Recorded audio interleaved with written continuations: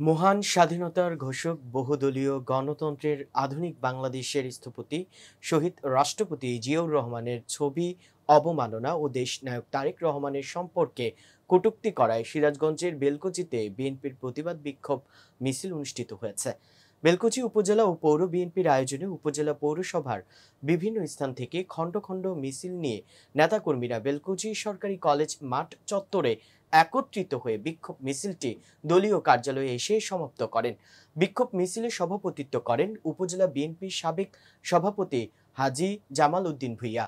প্রতিবাদ বিক্ষোভ মিছিলে এই সময় আরও উপস্থিত ছিলেন বেলকুচি উপজেলা শাখার বিএনপির সাবেক সাধারণ সম্পাদক হাজী আব্দুর রাজ্জাক মণ্ডল, বেলকুচি উপজেলা বিএনপির সাবেক আহ্বায়ক নুরুল ইসলাম গোলাম, জেলা বিএনপির উপদেষ্টা অধ্যক্ষ আব্দুল মান্নান সরকার সহ বেলকুচি উপজেলা যুবদল, ছাত্রদল, স্বেচ্ছাসেবক দল, শ্রমিক দল, বেলকুচি উপজেলা ও পৌর বিএনপির সকল অঙ্গ সংগঠনের নেতৃবৃন্দ।